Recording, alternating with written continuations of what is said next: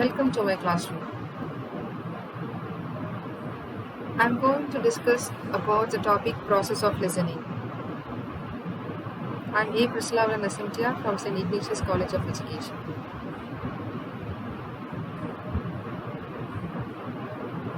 So let's see what's listening. Listening means giving one's attention to a sound. Listening is an active process where one takes notes of a person's words and actions by which we make sense to access and respond to what we hear.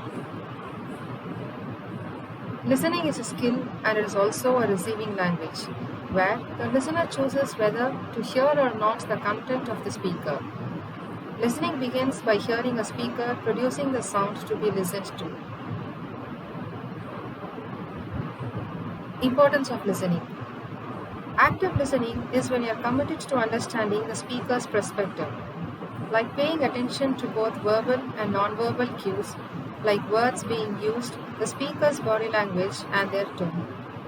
Good listening makes you a good communicator and also makes you feel comfortable in expressing your thoughts and opinions to others. Listening is linked with memory. As we have learned 3 domains in Bloom's taxonomy, listening is also linked with 3 processes: affective, cognitive, and behavior. Affective process includes listening to whatever is being said and attempting to understand it. Cognitive process includes being attentive, non-interrupting, and receiving the information as said. Behavioral process includes responding and giving feedback, both verbal and non-verbal. Listening is a simple and isolated process, as well as a complex and systematic process. It involves the understanding of sounds made by the speaker, the tone patterns, and the message delivered by the speaker. The listening process involves 5 stages. They are receiving, understanding, evaluating, remembering, and responding. Let's see everything in detail. The first stage of the listening process is the receiving stage, which involves hearing and attending. Before listening, we should have a keen hearing of the sound waves, which helps further to gather information through listening. Attending is the other half of the receiving stage. It is the process of identifying and interrupting the sounds we hear as words from the speaker. Here, our affective domain helps us in giving meaning to the words. The understanding stage is the stage during which the listener determines the context and meanings of the words and understands the real meaning from the speaker's perspective. If the process of understanding goes wrong, it makes the speaker very worse. So, understanding from the speaker's point of view is very important.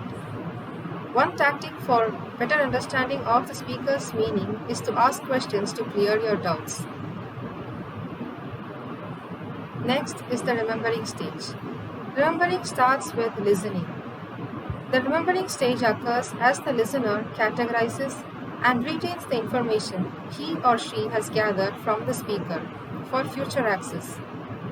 While some messages are never easy to remember,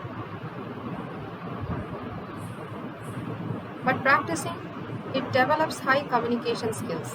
If the listener has been attending and understanding keenly, surely it will be stored in the memory, which can be the only solution to this. The fourth stage is the evaluating stage.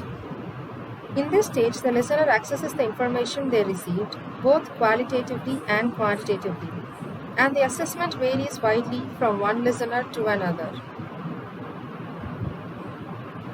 The negative side of the evaluation process is that even the open-minded listeners will have opinions of the speakers from their own perspective. A speaker is judged positively when his points are clear and logical, and also provides reliable, supportive points to prove his statement. On the other hand, good listeners won't stop for judging the speaker, rather they focus only on the speaker's meaning. The responding stage. It is the fifth and final stage of the listening process in which the listener provides verbal or non-verbal reactions based on his or her own understanding which also indicates the listener's involvement. Having a clear understanding of the speaker's message allows the listener to give correct feedback. Nonverbal responses include such as nodding the head, clapping, or making eye contact with the speaker. A listener responds verbally when he or she understands the concept, for example, asking a question or giving a comment. Giving feedback is of two types. First is formative feedback, which occurs while the talk is going on. It is an immediate feedback given by the listener, like nodding their head, taking notes, asking doubts, seeking further information, and other behaviors which denote whether we understood the content or not.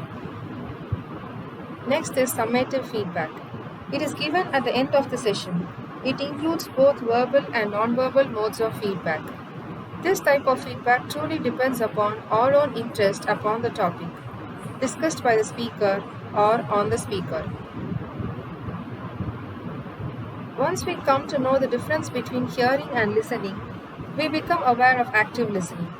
Thus, by building effective listening, your communication skills can be enhanced.